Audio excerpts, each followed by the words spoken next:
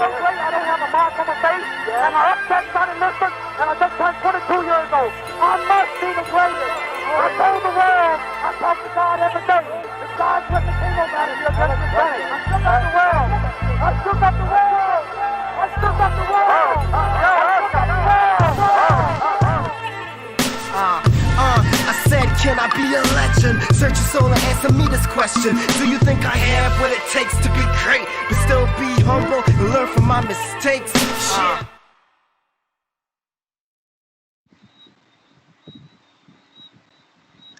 Good night, everyone, and welcome back to another episode of your favorite sports show, This Just In.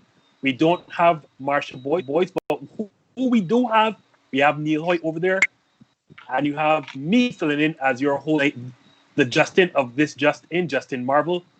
But let's go, Neil, and get right at it because we have a lot of NFL to break down tonight, starting none other than that big AFC North rivalry that played yesterday.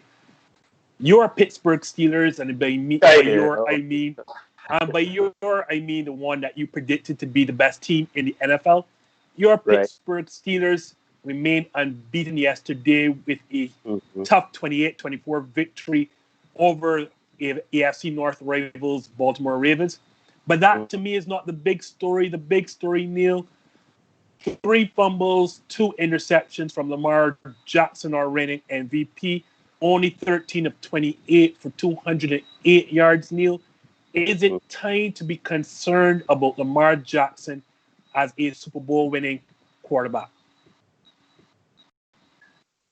Concerned. I don't know if I would say concerned, but I would be raising an eyebrow right now at Lamar Jackson's play, right? Because I think defenses now have started to figure out Lamar Jackson. They know already he's been in the league. This is his 3rd season now. So they're kind of accustomed to his play, both passing and rushing. So I think that defenses now are trying to make it uncomfortable for him. As Pittsburgh did yesterday, they collapsed a lot, made him get out of the pocket a lot, and made him give him a lot of pressure. So that's about it. Forcing 2 turnovers, you're gonna make it uncomfortable. You're gonna make it difficult for him. Now, defensive wise, Pittsburgh is like top 5 in the league, right? So and they ain't number 5. So Pittsburgh is as I would say all league in terms of defense.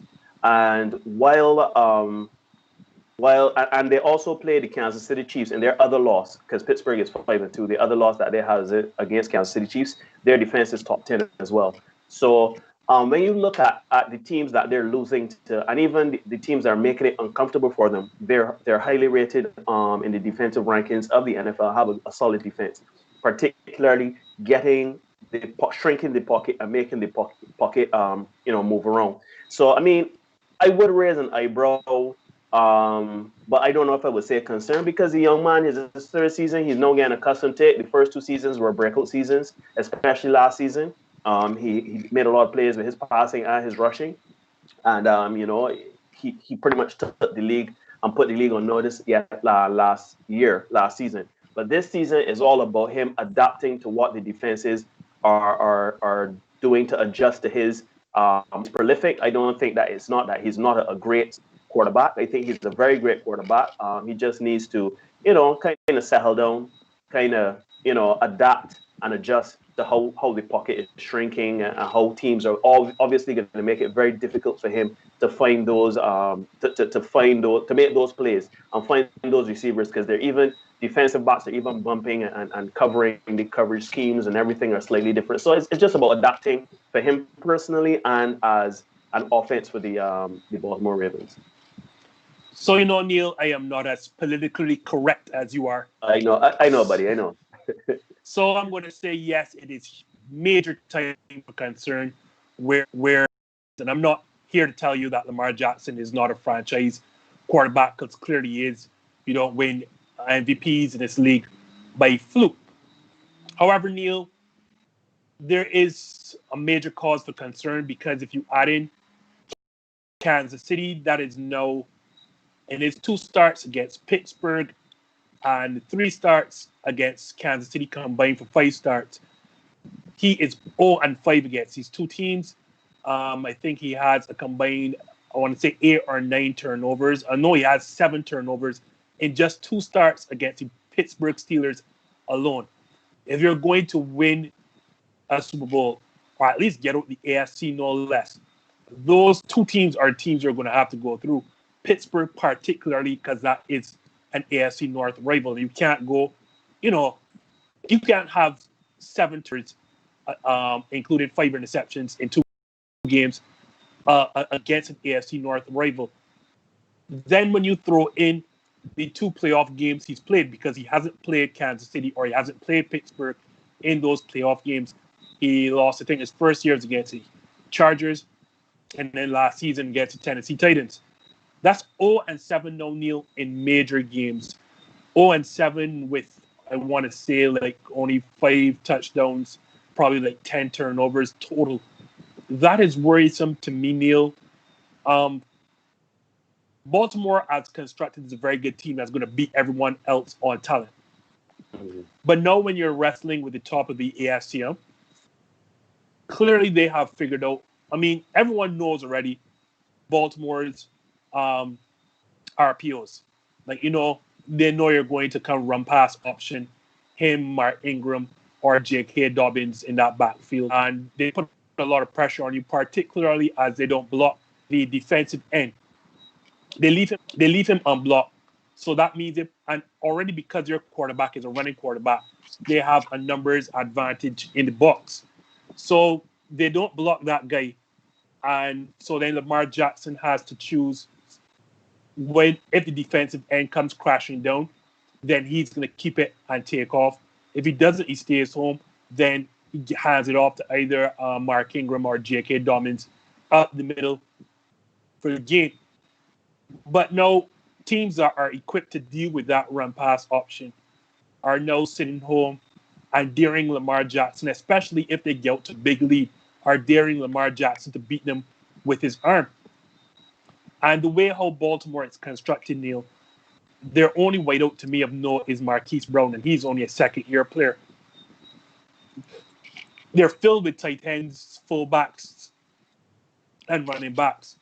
They're not a threat to beat you deep if you leave a safety over the top, Marquise Brown, or, you give yourself quarters coverage on Marquise Brown's side of the field. So it is almost as if these top teams are saying the Baltimore Ravens are not constructed and Lamar Jackson is not good enough with his arm. And I'm not saying he doesn't have a strong arm, because he has a very strong arm, but he is not an accurate enough pocket passer to beat them consistently through the air. And we see it with the interceptions, as I made mention, Neil. The accuracy this year, in those 7 games I've mentioned, I think he's only completed, about 51% of his passes. Yesterday, he was a mere 13 of 28. That's below 50%. Not going to get it done against the creme de la creme of the AFC. And the rest, remember I said the question was, are you concerned with him as a Super Bowl winning quarterback?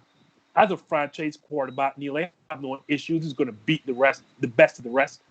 But when you get to the Kansas Cities and you get to Pittsburgh, we even saw last year in the playoffs against Tennessee, what Lamar Jackson is doing is not going to be good enough to beat these teams. And I think as there's a show going on right now, Monday Night Countdown, Steve Young was making mention, he doesn't want to point the fingers directly at Lamar Jackson more so than the overall franchise. I mean, the franchise is a good one. And I love the fact that they brought Greg Roman in from San Francisco, who is an architect of those Colin Kaepernick RPOs in San Francisco 49ers. But the reality is they're going to have to do more. They're going to have to bring in another wideout. They don't use Marquise Brown a lot, Neil. I thought this draft, they would have drafted another wideout. And I think they're going to have to open up the playbook a little bit more for Lamar Jackson to be successful. Fair enough. I can't really argue that. I think the young man is going to be quite fine. I think he's prolific. I just think he needs to adjust. He'll be fine. I won't be concerned about him just as much as he's concerned about me. Well, he's definitely not concerned about you, me, or the rest of this Justin cast. Exactly. Almost certainly he doesn't watch it, but that's to his detriment, by the way, because we could agree. Lamar Jackson, you're sleeping. You're sleeping. Going to sleep. But yeah, like I am concerned, Neil. Like you, thankfully, age is on his side. I think he's only 24. Yes, he's 24. Yeah. Third full year in the season, in the league, as you correctly said. He only had his rookie season. Only started like half of those games. Yeah. Because he was like, backing up Joe Flacco. Right. There is time to develop, but it is concerning because I do think that Baltimore has to use Marquise Brown more, and I thought that they would have drafted another wide receiver instead of adding to their already deep tight end pool. Mm-hmm. I will say though that there are some wide receivers out there on the market. The trade deadline is coming up, I think, tomorrow. That is Neil. I think everything is on sale in Texas right now. As a Houston, so you could get Will Fuller, you could get Kenny Stills. Anything that isn't Deshaun Watson, that isn't nailed down to the franchise, I think they are willing to move. So if I'm Baltimore, like Green Bay Packers, who have been inquiring about Will Fuller, I would call about Kenny Stills or Will Fuller. So we agreed there about the Baltimore Ravens there, Neil, but we may not agree about our next topic. So we'll stick inside the AFC West. I know. That's true. And we're going over to those Los Angeles Chargers, who blew a 21-point lead yesterday to their AFC West rivals, the Denver Broncos, en route to yet another troubling loss where they have lost, I think it's 4 straight losses where they've surrendered a 16-point lead. Or 4 straight games where they've surrendered a 16-point lead.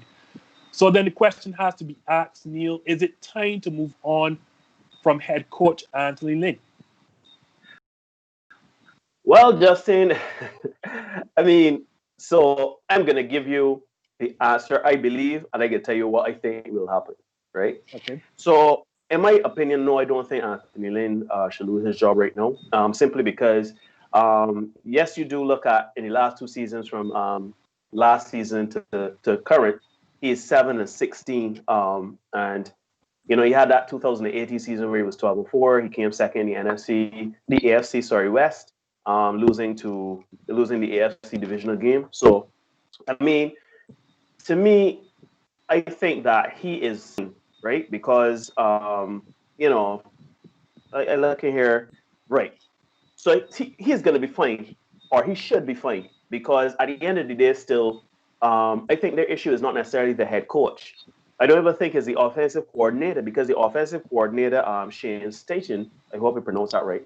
I hope so too. He's been our show's sake. Yeah, he's been pretty decent, improving. He was when he started the job in 2017.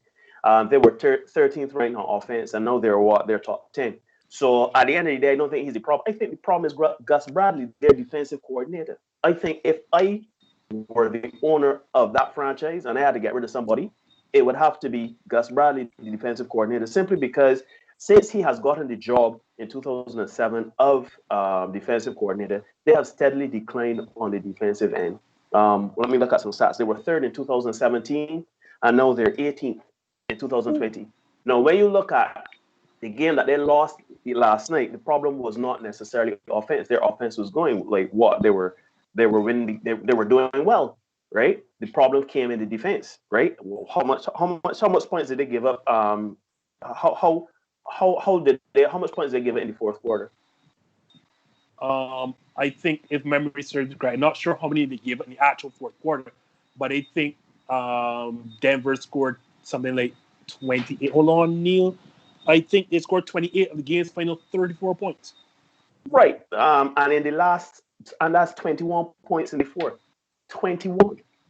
So my problem is not necessarily the head coach. It's not even the offensive coordinator. It is the defensive coordinator, because Gus Bradley, even when he was at the Jacksonville Jaguars, before his stay in the 2000s, going to the Chargers in 2017, what was his record? His record was saying like what, 14 and enough.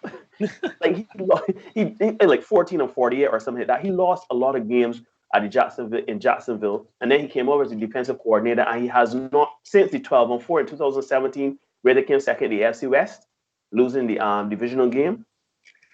They have steadily declined in the defensive end, and they were 3rd in 2017, they were 8th in 2008, were 14 in 2019. I know they're 18. So to me, the problem is not the head coach per se, but I can tell you this: as much as I say that Gus Bradley should lose his job, you know what I can tell you now? The No, I don't unfortunate actually. thing is, well, the unfortunate thing is that Anthony Lynn is a particular hue and shade that will enable him, or rather, be an underlying factor for him getting fired. So I don't expect him to have a job come the end of the season because that's just the nature of sports. The head coach has to lose their job. We know how the NFL likes to treat black head coaches and stuff like that. But if And I the few that exist, yeah. Yeah, the few that exists. And if I were firing somebody, I would fire Gus Bradley, the defensive coordinator, and I would give Anthony Lynn one more season. But I don't expect Anthony Lynn to have a job come the end of the season, especially what they're 2-5 now. They've lost some pretty horrible games. I think yesterday was the straw in the camel's back. So I'd be surprised if going into week 9, he has a job. That's the truth. This is, you see, we need Marsha back on the show because this is I becoming quite agree. boring. You I agree know, with right? you on both. Well, sorry, I agree with you on both counts. This is getting boring. Yeah. The unfortunate situation, as you're correct, Neil, I do think the national media the pressure will come down and Anthony Lynn will lose his job. But wrongfully so. And for me, it's not even the point that granted, I agree with you that offense is not a problem where the Chargers are concerned. And Anthony Lynn was hired for his offensive pedigree. Like, he's a former running back and a former running backs coach. Like, offense is his pedigree, and clearly that's not the problem in LA. Right. So if anything needs to be changed, anything that needs to go, as you correctly said, it is on the defensive side of the football. Problem is, as you know, the buck stops at Anthony Lynn. But here's my reason why I wouldn't fire Anthony Lynn. 2 words: Justin Herbert. Mm-hmm. Justin Herbert's development, it is astounding in this league. Like, as a rookie quarterback, for those who don't know, first round quarterback out of Oregon. And he wasn't even slated to start this season. They had Tyrod Taylor slated to start as their opening start, and he did start game 1 before medical malpractice over there in LA led to Justin taking over the job. And what a marvelous job he has done so far. 15 touchdowns as opposed to 5 interceptions. I think completion percentage over 67%, quarterback rating over 100.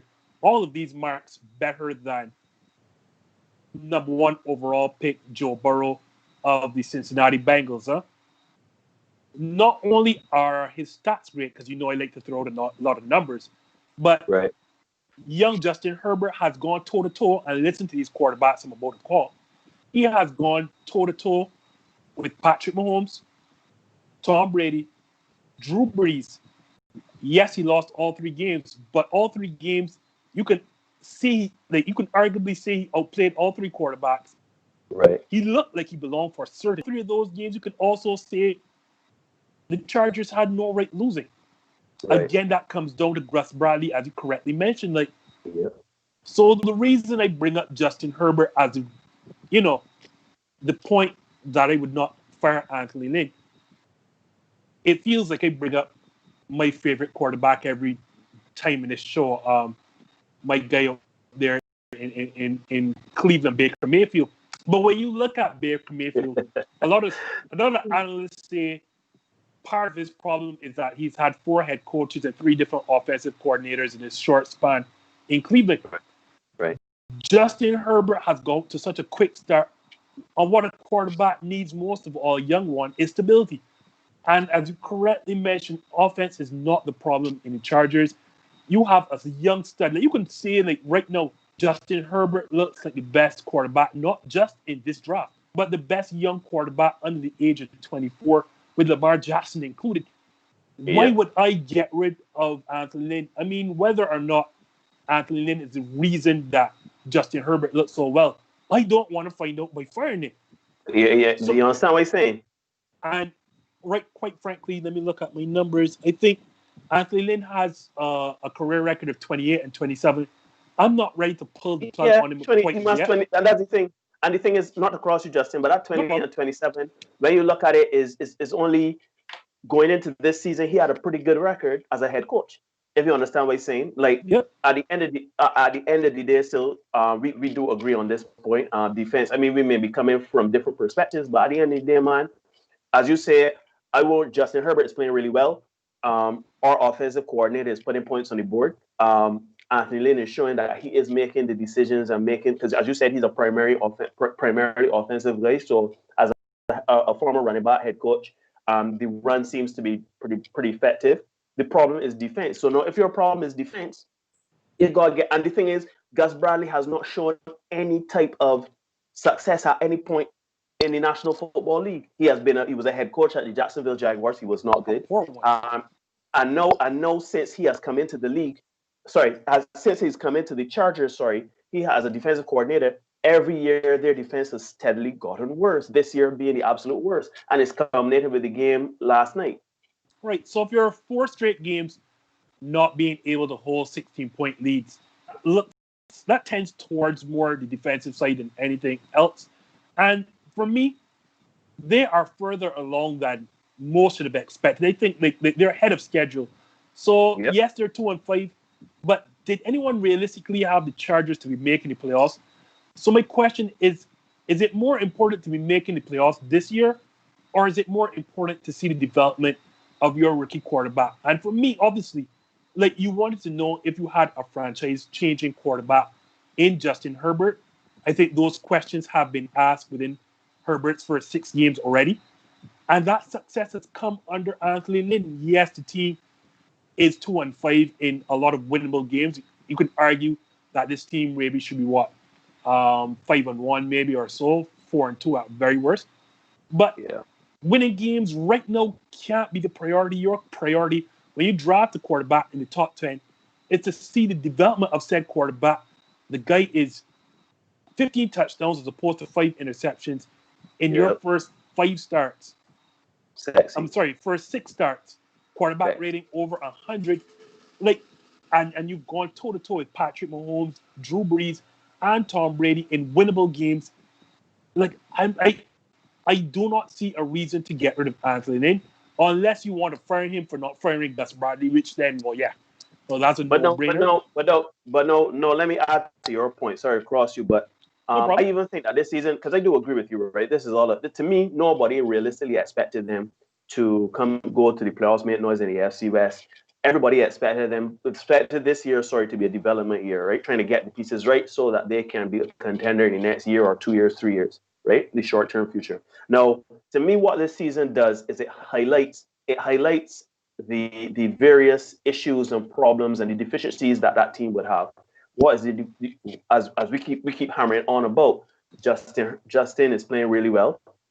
The offensive coordinator has that whole offense running, and offensively, Anthony Lynn. I mean, yes, Anthony Lynn is the head coach, and he has some responsibility. But to be honest, he is an offense-first player and coach.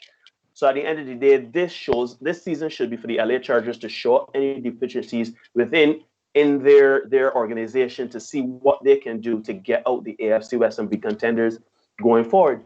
What is that deficiency? We've been saying it all night long.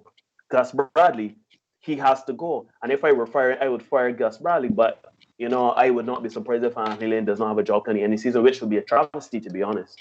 And that's the thing, right? Like, you know me, if anyone is, a big proponent of black head coaches or black coaches getting their shot, it is me. Right. And that's not the reason why I'd keep Anthony Lynn. Again, I said, because black or white, like, I am a guy. It has nothing to do with that. Right, like, you should earn what you get on your merit. And what I'm seeing with the development of Justin Herbert, Anthony Lynn merits keeping his job. Yes, there are some troublesome times. It does look like it is concerning, and it must be a major concern that you cannot keep major double-digit leads. As again I said, they had all rights not to lose against Kansas City, definitely Buccaneers game, and the Saints game. And you don't really want to be losing against a division rival at the bottom of your division. Well, you are currently the bottom of your division because you lost to Denver. But of most paramount, has to be the development, the performance of Justin Herbert, and they are way ahead of schedule on in my at least according to me, they're way ahead of schedule. You think so as well? I mean, no one thought, first thing, no one had Justin Herbert to start this early because Tyrod Taylor was the person penciled in to be their everyday starter. Yeah. We all know what happened in terms of the medical mishap. Right. Justin Herbert is there, well ahead of schedule. I would not be changing head coach because when you change head coach, likely that's the offensive coordinator. That's a new offense that Justin Herbert now has to learn again. Makes no sense. Leave everything there. If in year 2, like you don't get rid of Gus Bradley and these things persist, then that is indeed on the head coach. But right now the team is ahead of schedule in my perception. Yes, the defense, like, make no mistake, everywhere else would tell you the Chargers are built to kind of contend now. But when you draft a rookie quarterback and you have to play him, like, you are going to be behind the 8 ball. And where the Chargers are, I mean, the fact that you are having all these double-digit leads tells me that this team is an extremely competitive one, especially when you're playing against Kansas City, against the Buccaneers and the Saints of the world, and you have these teams to beat, and you are in these games. Like Anthony Lynn right now is the right man for the job with Justin Herbert. I keep that combination together for now and see where it goes from there. And I mean, you are in a very competitive AFC West division with the defending Super Bowl champs, Kansas City Chiefs, and your Las Vegas Raiders with Neil, which I must say, I expect to make some noise in playoffs. Like, I don't expect them to beat the Kansas Cities or the Pittsburgh of the world, but I do expect them to get to the playoffs as a wild card, and who knows, win a wild card game. Oh, yeah, you know what I mean? And it's every given Sunday from there on in. Well, what is not every given Sunday now, Neil, is that team that used to be in every other Super Bowl. As you said last week, it was time to panic in New England, and it is definitely time. So, 5 now, Neil? 4 successive losses in New England. The first time it has happened since 2002. They have not had a passing touchdown for 3 straight games, Neil. With that in mind, the tough question that we all want to know is Cam Newton's time as a starter back in this league over? So, for a 2-5 team that has no hope of making the playoffs, do I think? Well, no, I don't think that it is his time just yet, but his time is coming. I think that, so what do we know? We know that they have Cam Newton for a 1-year contract, just over $1 million. With incentives and bonuses thrown there, it's almost $2 million, but base salary is just over $1 million. So we know that Cam Newton. We also know Cam Newton got coronavirus. We know that Cam Newton is an all-league talent. We know that he makes plays with his arms and his legs. We know that he can have a defense on its heels. Unfortunate yesterday, that he tried to make a play with his legs at the end of the game with 30 seconds left and fumbled the ball. When they were in field goal position. I mean, to me, that play is hard in the context of being 2-4, but I don't necessarily think that that's a bad play. Because that's Cam Newton. Cam Newton does that. It was second down. He tried to make a play. Maybe he did a little too much when he, got into the secondary of the defense, but who knows? What I would say is that because Cam, to me, the next game against the Jets is really where it comes down to, right? So the Jets are winless. We are really rating teams by their performance against the winless Adam Gase coach New York Jets on this show. I can tell you why now, though. I can tell you that if against the winless Jets by halftime next game, right, and the score is either them up or the game is tied with the Jets, and they seem to be threatening, and it's not a dominating performance by Cam Newton, and he seems to he throw a pick here, he makes some misreads here and there, he botches some reads. Cam Newton will be subbed and be put on the bench. Because at the end of the day, against the winless, Cam Newton got to come on next game, right? And be like all world. He got to be like he got to be playing Pop Warner next week. That should be playing. He should be playing as though he is playing a bunch of eighth graders. Seriously. Because if you going into halftime of that game, and you find yourself basically neck and neck with the Jets, and you can't tell who is the clear better team, then it is time to get rid of Cam Newton. And then going forward into week 10, he will not have a starting job.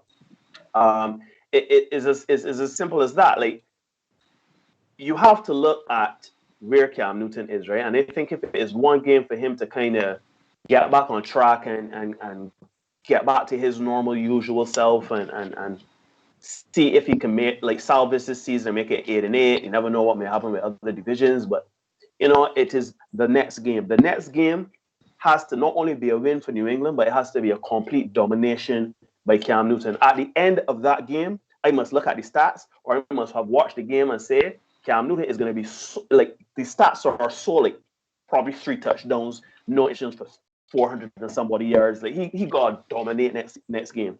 If he doesn't and is neck and neck, has to go. But then what do? You put in Jarrett. What's his name? Jarrett Stidham. You put in Jarrett Stidham. Yes, he had a year under Tom Brady last season. He's not ready. He's not NFL ready. He's not your starting quarterback. If you have Brian Hoyer. Brian Hoyer is a 16. He's a backup journeyman in the NFL. He played pretty well. Well, played all right against I think it was the Chiefs. When Cam Newton was out. But I mean, when you look at the backups are they're okay. They're not great. They're not going to give you wins. They're not going to light up the scoreboard. So Cam Newton may be fortunate, and I might be wrong in saying that he's going to lose his starting job. But the truth of the matter is, I think the Jets.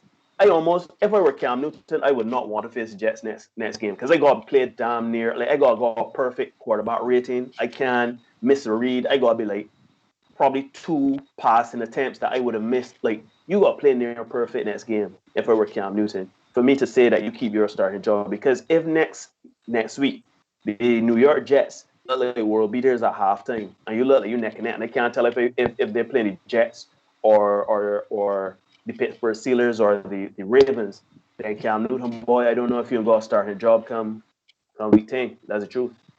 It's so funny how quickly the news cycle turns, particularly in the NFL, because I think a lot of people forget to start the season, Cam led impressive victories over Las Vegas Raiders, your Raiders, who I just mentioned, look in position to make the playoffs. They have a winning record. So too the Miami Dolphins, who we're going to bring up just shortly. Right. They're 4-3. And Cam Newton was within 1 yard of defeating the then unbeaten Seattle Seahawks, who right now still only have 1 loss in in football's best division, NFC West. They're not arguing. Yeah, there's no argument there. So, granted, that was like 3-4 weeks ago, but we weren't saying that then about Cam Newton. So I don't know why we should turn around quickly and say no, particularly when I think people must also remember Cam is recovering from COVID-19. Granted, as I said last week, he's made no excuses for having the virus on his poor play of recent. As I say, he's come back. He's not thrown a touchdown in, 3 straight games, 5 interceptions in his span, and now a lost fumble that cost him the game against AFC East leaders Buffalo Bills. But again, he had COVID-19, so we don't know how that's taken a toll on his body, his lungs, his throwing arm, whatever, 1. And 2, as you mentioned, and I just mentioned, the New England Patriots were within yards of because they were within field goal range when Cam lost that fumble. Huh? Yeah. And you can argue, had he not lost that fumble, they might have gone on and won the game. Yep. Against the 6-2 Bills. So does Jarrett Stidham or Brian Hoyer put them in a position to be competitive for let's win that game? The answer is no. Nope. Hell no. Again, yes, Cam did not throw any touchdowns in that game, but neither did he throw interceptions. And we all last season spoke about who did Tom Brady have to throw to. Well, Cam has even less because his favorite target, Julian Edelman, is not playing. He's out with injury. We know about all of the COVID-19 holdouts that the Patriots have had and all the players they've lost to free agency or trade.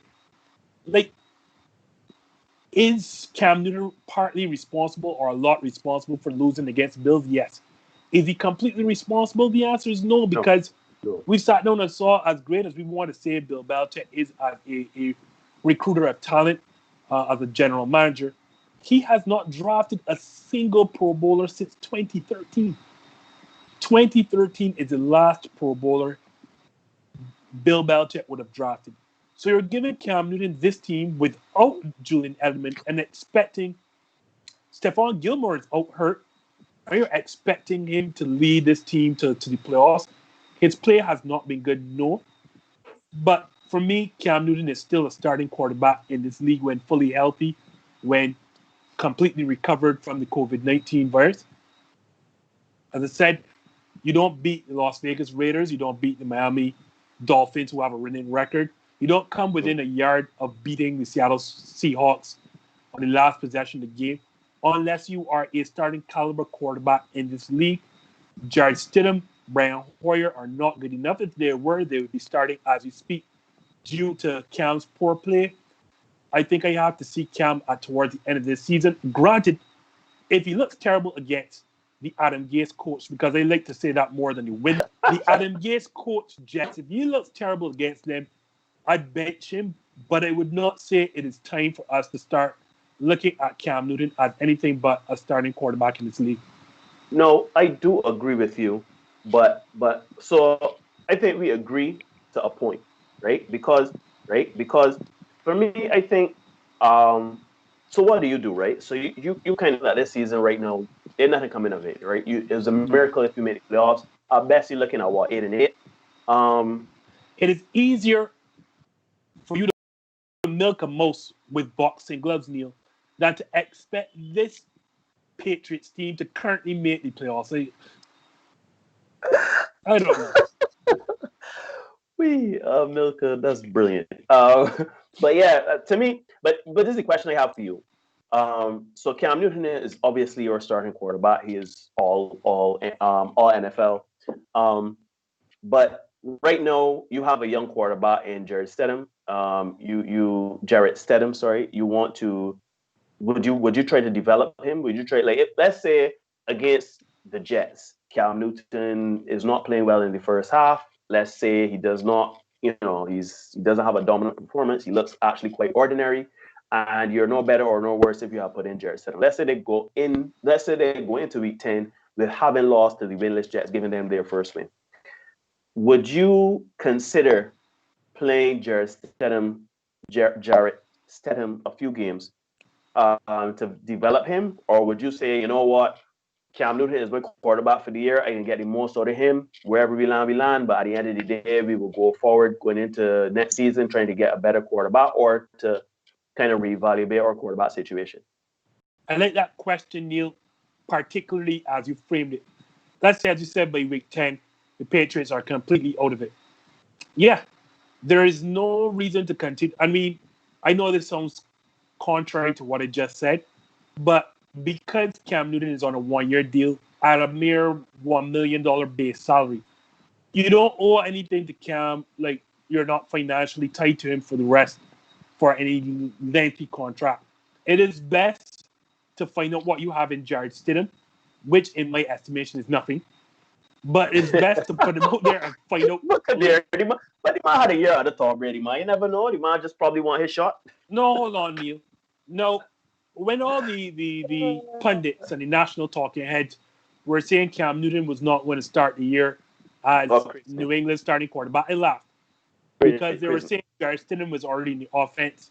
So too Brian Hoyer, so they should have a foot up on Cam Newton. Did you know what happened in training camp? Cam beat out those two quarterbacks so easily, and not just because of his stellar play in training camp. But it was because Jarrett Stidham threw interceptions almost every single day. Every single Every yep. single day.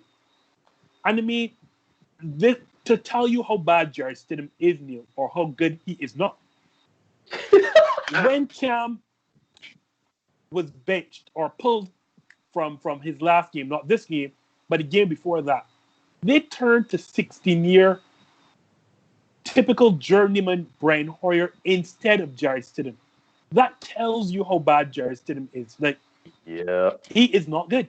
And no, he's not good. But I mean, I'm going to answer your point. And I agree with you. From week 10 onwards, and you're out of it. Let's say you are 2-8 at that point. I don't see how because Jets are on your schedule.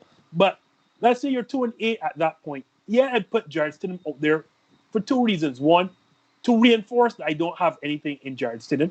But second and most importantly, let us hope that he shows flashes of something so I can trade him. I can trade him.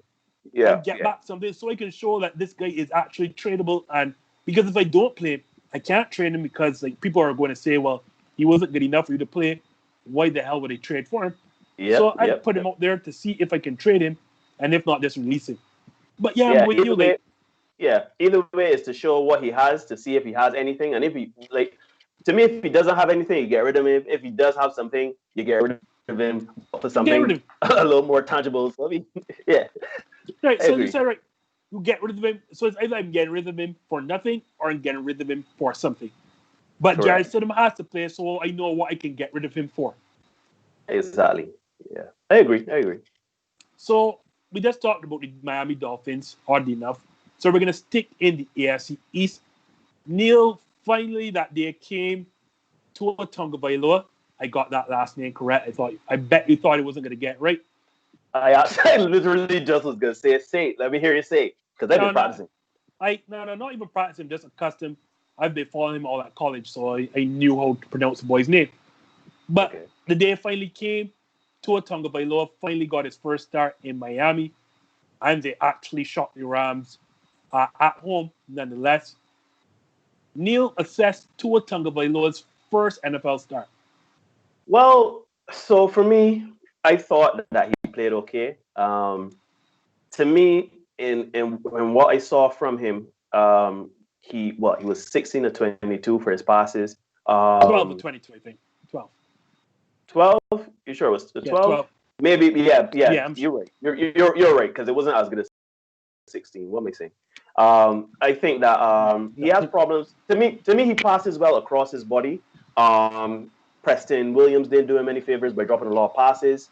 But he was good in short yardage. I think when he went for the long ball, he was a bit, he rushed the pass a bit too much in terms of overshooting the receivers. I think he puts his receivers I think he puts his receivers in a very poor position with those late passes. He tries to scramble out the pocket when he goes to his left. That's what you want, even though he's left-handed. You want him going to the left because he's not completing a lot of passes. Going to his left, going to his right is a different situation. Going to the middle, I find him passing to some receivers where he puts them kind of in a sticky wicket. Those last passes or whatever, where you could either get a player hurt or you could get interception, cause a fumble, something like that. Because he waits so late in their route across the middle, it puts them in a very vulnerable situation. So if it was to rate Tonga, man, I think he was good. I think I would give him a B minus, to be honest. He was decent. He had a fumble. No, had a fumble in the very first play. Yeah, it felt better for right. But I am not worried about that because at the end of the day, that's the first play from scrimmage. You got your nerves. To me, if anything, that's good for him because you got that out of the way and you say, all right, cool, I know where it is now. And you can be a little more confident in your ball security and stuff like that. But his passing does need a little bit of work. As I said, going to his left is a problem passing. Going to the right, throwing it across his body is pretty solid. Throwing over the middle, he needs to be a hair quicker so that he can give his receivers time to catch, gather, and prepare themselves for any hits or make any moves.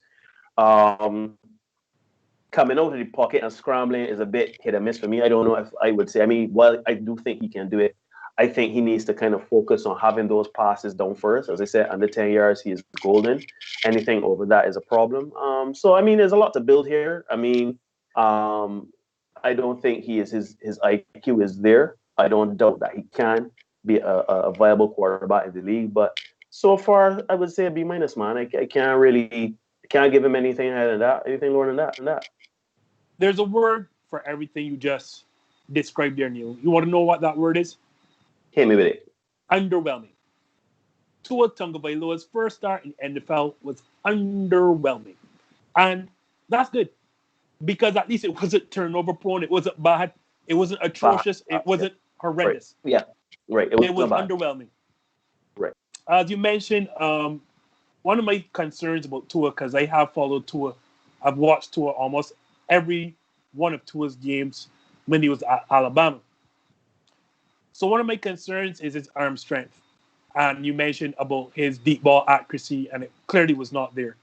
I'll give that time.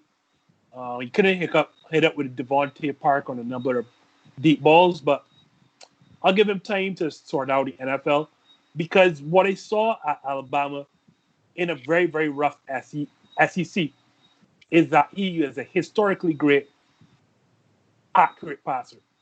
And you made mention that anything under 10 yards, those intermediate to short routes, he was particularly good at. I don't want him scrambling, by the way, because outside of the arm strength, the most troubling thing about Tua is his injury history, whether it be from high school to college. Like, I think he's had, 3 or 4 major surgeries on that very frail body. Yes. So I wouldn't want him to scramble in this NFL. I mean, when all faster and stronger than you are. Yep. What I was, pleased, for lack of a better word, to see is that he got up from getting blasted on that strip sack. Like, oh, yes. Aaron Donald took the ball in his hands, and I can't remember who put him on the ground. But he got blasted on that first play of the scrimmage again, holding on to the ball too long. But to see him spring right back up was a pleasing sign for somebody so injury prone. So that was good. 12 to 22 is not bad. But he only went for 92 yards. He did have that one great strike in the end zone. Put it where only receiver could get it. So again, that shows his accuracy that he was so well known for during his time at Alabama. Mm-hmm. Underwhelming, Neil. I'd give it a C. Because I know, and the thing is though, I'm not against him starting. I know because Miami is currently 4-3 in playoff position. A lot of people wanted to see, and him, Ryan Fitzpatrick himself, thought it would have been his team for the short term, and the team was humming along. But there are 2 things at play. As I mentioned before with Justin Herbert, Neil, is making the playoffs priority now, a priority right now, or is it seeing what you have in Tua? Yep. And they drafted him 5. It's to see what you have in Tua Tagovailoa. A lot of people didn't want to play him due to injury history, but if he's healthy, Neil, I don't see why he should not be on the field. And more so, the reason you need to know what you have in Tua is because of the upcoming draft and the Trevor Lawrence sweepstakes. You've heard me in this space and other spaces continually say, for me personally, and this is just me, he is the biggest can't-miss prospect at quarterback since Andrew Luck came out of Stanford, for me personally. And if you don't think you have your quarterback for the future in Tua, then in my estimation, especially as Miami, who hasn't had a good quarterback since Dan Marino, so that tells you how long we're talking about. Right. You have to do everything in your power, including somehow getting past those winless Jets, to get Trevor Lawrence. I mean, if Tua is your man, then fine. But you have to find out right now. And that is why I was so impressed with them putting in, ignoring the cries of the national media, looking past your 4-3 record, ignoring the calls for trying to make a playoff push, and inserting Tua, because that was, to me, the right thing to do. You have to find out. Because if you don't, then you have to do everything in your power to draft Trevor Lawrence. And although they are, you will say, well, Justin, how can you say that they already have 4 wins, which are 4 wins more than the New York Jets? Not only will Miami have their first round pick this year, Neil, but what a lot of people forget is that they're going to have Houston's first round pick via that Laramie Tunsil trade. Mm-hmm. And why that is so important, Neil, is that the Houston Texans are 1-6. And if the rumors are to be believed, then everything not named Deshaun Watson is going to be on sale in Houston. So Mm-hmm. they're going to end up with one of the worst records in the league. So when you use that hype draft pick with one of your own, you can package that and move up to get, the number 1 spot and draft Trevor Lawrence. That is if you indeed believe Tua Tagovailoa is not your man. No, a lot of people will say, but even if give Tua the rest of the season, is that long enough to evaluate Tua Tagovailoa at the position? And I say yes, because I harken back. And you hear me say all the time to Arizona and what they did with Josh Rosen.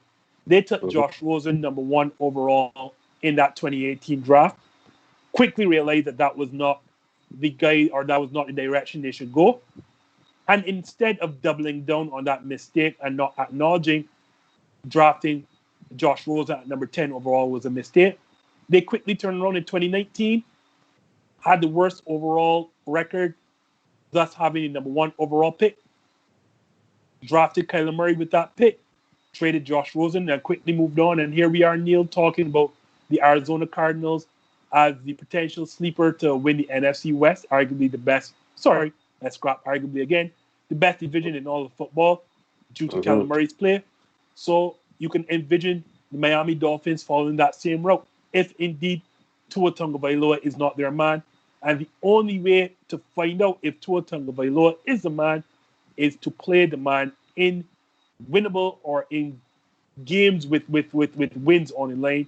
And they started with the LA Rams. They won that game. Neil, it's the absolute right thing to do, but it was underwhelmed by the start. But no, this is my problem with what you're saying, this underwhelmed, right? So you do know that the LA Rams have one of the best defenses in the NFL. Oh, right? no. Right. So to me, that's why I gave him a B minus, because against such a defense, to me, he was solid, right? And my producer's in my ear, Marsha Boyce, shout out to her.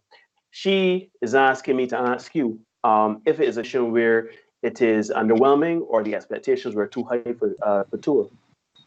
No, because that's what I said. Me personally, the expectations were never high for me. Particularly, as you said, they are playing one of the best defenses in the National Football League in the Los Angeles Rams, and I mean, you have the best defender in all of football, Aaron Donald, who got that strip sack in the first play of scrimmage for the Dolphins, and they are good at all 3 levels. My expectations were never high. The 12-22 is not concerning. The 90 odd yards are, like, throw 22 times for 97 yards. Was it 93 yards? The strip sack does not concern me because that's your first play from scrimmage against Aaron Donald. But missing those deep balls are, like, you can't, at this level, like, as you know, there are 1 or 2 or 3 plays that make a game. Granted, Miami won on the strength of their defense, and they scored touchdowns in all 3 phases of the game: offense, defense, and special teams, and that helped. But yeah, I'd say underwhelming. And no, I didn't say bad, atrocious, horrendous. I said underwhelming. Right. I mean, because other than the strip sack, he did well not to turn over the football. For me, the number 1 thing for quarterbacks is always, and this is from me watching Aaron Rodgers for 15 years, do not turn over the football, protect the football, and that's the number 1 thing. So he protected the football, and they grade him high for that. But he just can't look past. He missed too many deep balls for me. The touch was not there on the deep balls. You said it was just too far. 12-22 for 93 yards. Meh. It wasn't bad, but it was underwhelming, Neil. And it wasn't, Marsha, to answer your question, it wasn't for expectations for me. we faced the Rams, I didn't have high expectations. I just expected, something a little bit better than what I saw, particularly with those deep balls. Fair enough. So let's do some foreshadowing in these last 5 minutes that we have here on the show. It has gone by quickly. Yes, it has actually. The rematch, we have an upcoming rematch of the NFC title game, and both parties don't look like what they did last year, meaning the San Francisco 49ers, who are 4-4 following their loss to Seattle Sunday, and my Packers, they still lead the NFC North at 5-2, but they had a quite shocking and embarrassing defeat to the lowly Minnesota Vikings. Entering that Thursday night matchup, Neil, in your estimation, who needs to win more, the Green Bay Packers or the San Francisco 49ers? Well, at this moment, I would believe that San Francisco needs this win a lot at 4-4. But not only that, is that after the Packers is going to get a lot rougher for the 49ers in terms of schedule, right? They got to face teams like the Saints, the Rams, they got to face the Bills, Cardinals, Seahawks. So, those are going to be some tough outs for them. They need to get as many wins as they can as it goes, because that 4-4, you're looking at, if you lose against the Packers here on Thursday night, and against those teams that I mentioned, you may beat the Saints, who haven't looked like how they normally, everybody expected them to look. But the Bills, the Seahawks, the Cardinals, if you don't win those games, those are 3 losses that you would have had. The Rams, you know what I mean? So you run the risk of going at best 8-8, and in the conference, in that NFC West, I really think that you need every win that you can get. So I think they do. I think they need every win from here on in to remain competitive in that division. And then on top of that too, to me, Green Bay is going to be fine. Green Bay in that NFC North, they're right now on top of it, and their schedule is not as hectic or as demanding as the 49ers. So in my estimation, 49ers definitely need to win. It's going to hurt them if they lose more so than the Green Bay Packers. From here on in is to me, they have to win every game that is theirs to win, and they can't. They have to win all the games that they have to that are theirs to win, as well as whatever they can get from teams that are great. So, like, if they can beat the Green Bay Packers, sorry, Justin, but that would help. If they can beat the Bills, that would help. If they can beat the Saints, that can help. So they can't go into from here on in, you can't go into a game thinking, I could take a week off tonight, or there's an easy win or whatever. They literally going into their schedule. They probably, they have the Cowboys. They got the Washington football team. Like, they may be easy wins, but those are 2 wins compared to what there's 4. They got 8 more games. You got 6. That's potentially 6 losses that you could potentially get if you're not careful. So to me, they gotta go for it, man. They gotta really win. They're favored to win the game by an overwhelming margin against the Green Bay Packers. So I think that team, that game, to me, is going to determine a lot for charting their course in the NFC West. Green Bay are going to be playing. Their schedule is not as bad. They're going to win 10+ games. To me, Thursday night is a big night for San Francisco, to be honest. While I want to agree with you, Neil, I want to say that and not because it's a homer pick, of course. I was just about to say it. You don't want to agree with me because it's your team. No, but here's the issue, and I don't know what Las Vegas is doing in terms of betting. The game can no longer be huge for the San Francisco 49ers because I think their chances of getting to playoffs are almost nil right now. Because right now, as it stands, they are going to be without their starting quarterback, Jimmy Garoppolo, until week 14. They're going to be without arguably the best tight end in all of football in George Kittle until week 16. They're without their best pass rusher, who is their best player, Nick Bosa, for the entire season. Their starting running back, Raheem Mostert, is gone for a while. There'll be no Debo Samuel.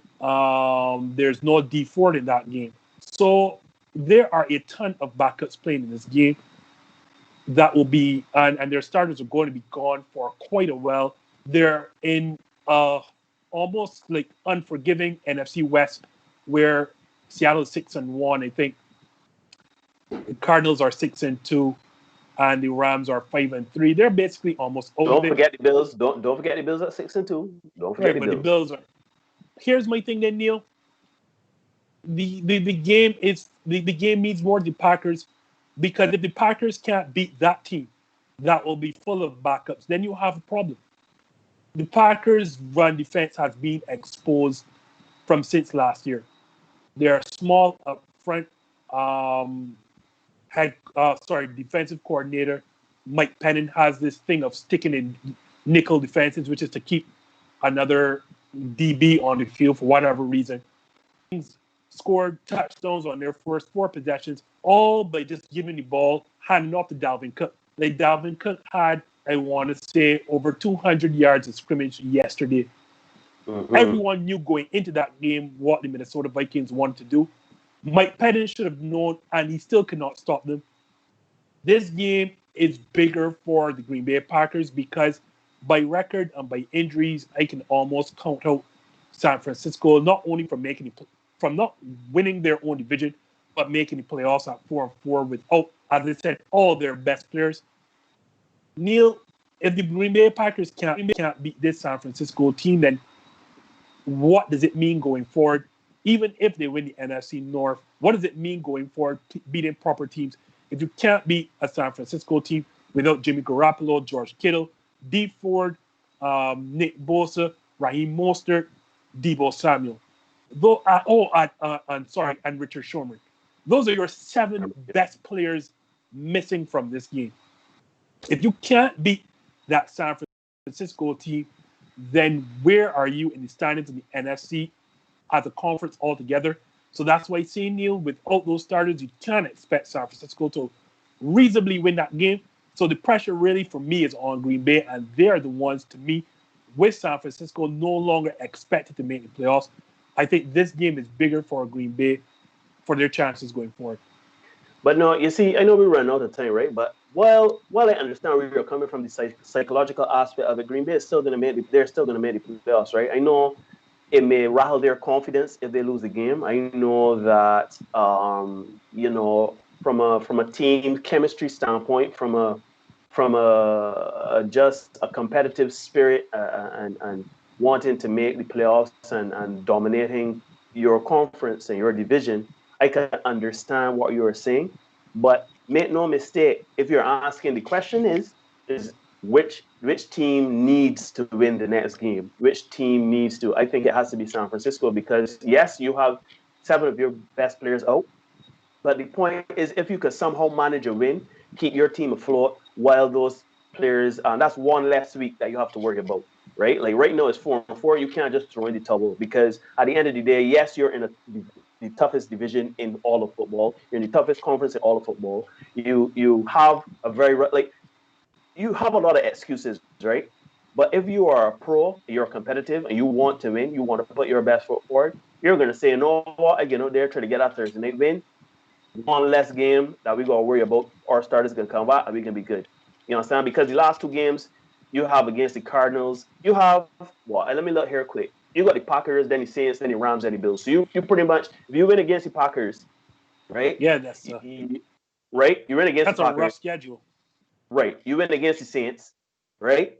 You drop one against let's say with the Rams and the Bills, you can manage to get one by that time. Let's say you lost against the Rams, but then the Bills, some of your starters come back and you can make a difference in that Bills game. You have Washington, you have the Cowboys, you win those games. Like, to me, it is all about remaining optimistic at this time, and it's about getting wins. For your team, for the Green Bay Packers, it's all about psychological confidence. It's all about making sure that you're at the top of your game. Yeah, we beat those that need beating and everything like that. That's fine. You need that for your championship run. But the question is, on the night, Thursday night, which team needs a win bigger? And it has to be San Francisco, man, because San Francisco loses that game.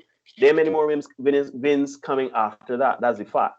I mean, yes, starters are out. Yes, it's a rough goings with injuries and everything like that. Sherman out, Kittle out, Debo out. All those guys are out. But if you can somehow manage a slim margin of victory every game going forward, you take it. Because trust me, going into week 13, week 14, you're what? You win those 2 games against the Packers and the Saints. You are what? You are 6-4, right? You're 6-4. You go play the Rams. You don't know what the Rams may look like at that time. Then you go play the Bills. By that time, some players may come back. You never know. By that time, that can make the difference between 8-4. Not 8-4, sorry, because after you beat Washington, after you beat that, you potentially have, you can be what? You can be 10-4.